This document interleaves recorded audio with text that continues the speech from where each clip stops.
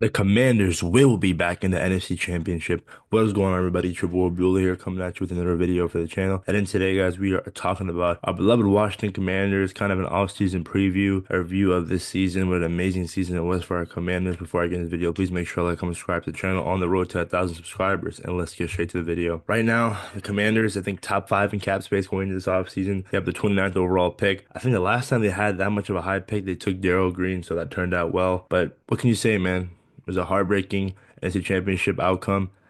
Getting blown out by 32 points against your division rival at their place isn't the easiest way to end your season, but it is what it is. The reality of the situation was the Commanders just they had a bunch of guys on this roster that were fill-in players, and I'm not saying they're bums. Great job going to NFC Championship in your first year with a rookie QB, but there's only so much Jayden Daniels could do. A rookie quarterback carrying this roster, it's tough. It really is, and I'm hoping Adam Peters, and I think he will. I think all of us have trust in him that he realizes that this team desperately needs to boost and beef up this offensive defensive line, preferably the defensive line. I don't know what they're going to do with Jonathan Allen and Daron Payne. Trade value is kind of questionable right now because their play has been diminishing as of recently, and it sucks because at one point Jonathan Allen had first round pick value, but it is what it is. But yeah, the Eagles again. Look at what they did. They got rid of James Bradbury. They got rid of their old corners, and they brought in Cooper DeJean, Quinyon Mitchell, boosted up their defensive line. Lost Fletcher Cox, drafted Jordan Davis, Jalen Carter, free agent signing Zach Bond. He's been amazing. They acquire I think when they acquired AJ Brown, they only had Devontae Smith at the time. So they Howie Roseman, kudos to him. Like as much as people don't like Eagles fans, he knows how to build a team, and the roster is just really stacked. And I'm hoping the Commanders follow that same model, where he's just draft best available and not be too cute with draft picks that we've seen in the past. Although it was Ron Rivera, and Ron Rivera was not good at drafting at all. But the reality of the situation is you have to take advantage of the rookie contract that Jayden Daniels is on, because eventually he's going to want that big dollar money as the quarterbacks are getting paid. The market's inflating like every year. So I think it's best if we can figure out a way to build our championship team now, year two of Jayden Daniels. And I get it. I mean, we want to win now. It's hard making the NFC Championship. It really is. Dallas hasn't done it since 1995, even though they're the most valuable franchise in sports right now. Gotta love Jerry Jones, man. I don't know if you guys saw, but in his press conference, no one clapped for him when they were introducing Brian Schottenheimer, which is hilarious. But or they don't no one clap for Stephen Jones, but that is what it is. The Jerry world, you gotta love it. But back to the Commanders. Again, it's a huge offseason, really huge. Are they gonna bring back guys like De'Ami Brown? I don't know because again that fumble in this NFC Championship really swayed how people thought about him.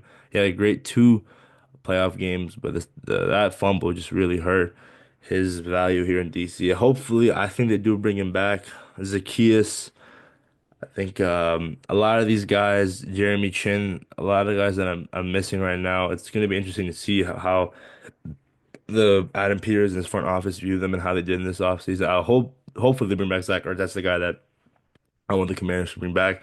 Maybe draft another young tight end, and maybe he can learn from Zach Ertz. But yeah, man, and it's frustrating because a lot of fans want to blame the referees for the game against the Eagles. There were a lot of questionable calls. The late hit on Mike Sanderson on Saquon Barkley, which was 3rd and 10, would have been fourth down, but 15 yards automatic first down, giving a Marshawn Lattimore a personal foul penalty. And even though his helmet was the first one to be taken off of, and AJ Brown didn't get penalized at all, and that was the first personal foul. Sorry about the noise, but that was the first personal foul, and that like kind of altered his way of playing because if he got a second one, he would have got ejected.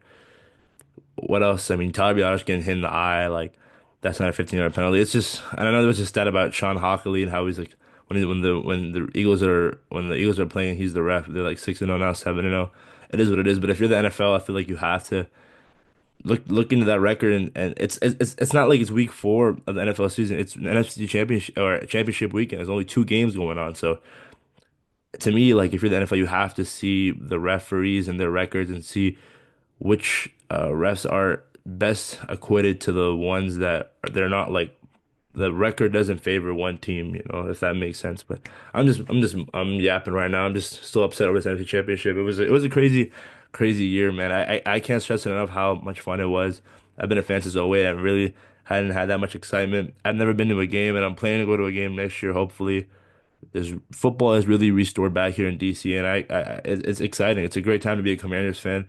I feel like as Commanders fans, you gotta keep your head held high, even though it wasn't the outcome that we wanted. Most points scored in championship history. That sucks. It really does, but it just goes to show that this is year one, and we went this far, shocked the world in Detroit, won our first playoff game in 15, 16 years, around that.